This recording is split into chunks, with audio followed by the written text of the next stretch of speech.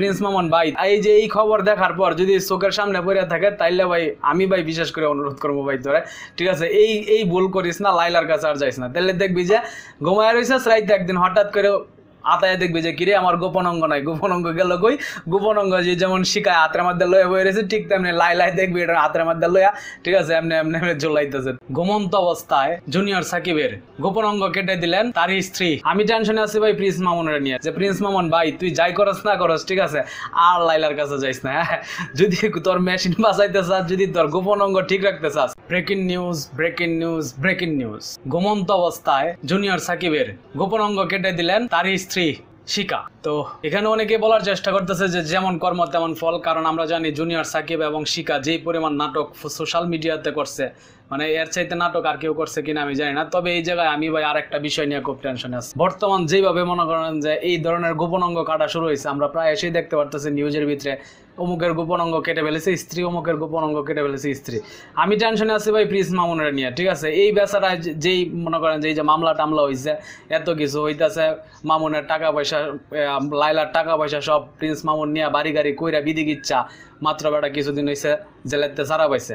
এখন এই জুনিয়র সাকিবের মতো যদি এও যদি মিললে জায়গা, ঠিক আছে, দুইজনে কোনো ফান্দা ফালায় যদি মিললে যাইতে পারে, ওই দিনকার যদি আবার প্রিন্স মামুনের এই গোপন অঙ্গ কাইটা দেয়, তখন কিন্তু ভাই আরেক বিপদ, ঠিক আছে? এই কারণে আমি টেনশনে আছি যে প্রিন্স মামুন ভাই তুই যাই করস না করস, ঠিক আছে, আর লাইলার কাছে যাইস না। যদি তোর মেশিন বাঁচাইতে চাস, যদি তোর গোপন অঙ্গ ঠিক রাখতে চাস, তাইলে আর ভুলেও এই কাম করিস না। মানে যা করছস ভাই করছস, যতটুকু আগাইছিলি। এই যে এই খবর দেখার পর যদি চোখের সামনে পড়ে থাকে, তাইলে ভাই আমি ভাই বিশেষ করে অনুরোধ করবো ভাই তোরে, ঠিক আছে, এই এই ভুল করিস না, লাইলার কাছে আর যাইস না। তাহলে দেখবি যে ঘুমায় রইছিস রাইতে একদিন হঠাৎ করে আতায় দেখবি যে কিরে আমার গোপন অঙ্গ নাই, গোপন অঙ্গ গেল কই?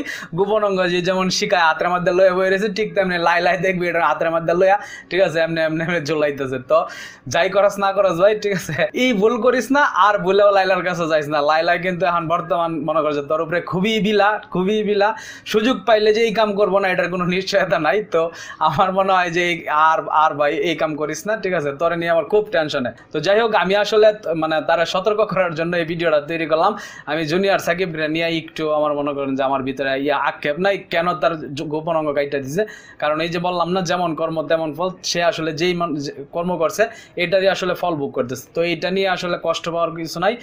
মানে দুনিয়াতে তুমি মানে যত কুকর্ম করবা, কুকর্মের জন্য কিছুটা হইলেও দুনিয়াতে তার শাস্তি ভোগ করতে হবে। এখন মানে কুকর্ম এতদিন যা করছে, এমন কি শিকা কিন্তু এই সাকিবের দিকে, জুনিয়র সাকিবের দিকে আঙ্গুল তুলছিল যে শিকায়, মানে শিকার আগের ঘরের যে মেয়ে, তার ওই মেয়ের দিকেও নাকি ওই জুনিয়র সাকিব মানে আপনার লালুসার হাত বাড়াই দিছিল, এবং ওই মেয়ের সাথেও নাকি মানে অপকর্ম করতে চাইছিল। এরকমও কিছু মানে বিষয় জুনিয়র সাকিবরে নিয়ে সোশ্যাল মিডিয়াতে শিখায় নিয়ে আসছিল। তো তারপরেও দেখলাম আবার একসাথে হয়ে গেছে, একসাথে হয়ে আছে। যাই হোক, ভালো কথা, মিলে গেছে, খুব ভালো বিষয়। কিন্তু ইয়াহন ভাই যেই ঘটনা ঘটাইছে ভাই, ঠিক আছে, তার তো আজীবন মনে করেন যে ওই যে তালি দিয়া জল দেবো, তার অন্য কোনো অপশন নাই, ঠিক আছে? তার তো মেইন হেডলাইন যেটা, মেইন মেশিন যেটা, ওইটা তো ভাই ফালাই দিছে, বেটি আবার হাতটা লইয়া সুন্দর করে বয়ে রয়েছে ভাই, মাথায় নষ্ট। তো যাই হোক, আল্লাহ সবাইকে সঠিক বুঝ দান করুক এবং সঠিক পথে চলার তৌফিক দান করুক, এতটুকুই বলার। আমার কথা কেউ যদি কষ্ট পেয়ে থাকেন অবশ্যই ক্ষমার দৃষ্টিতে দেখবেন। ভালো থাকবেন সকলে, আসসালামু আলাইকুম।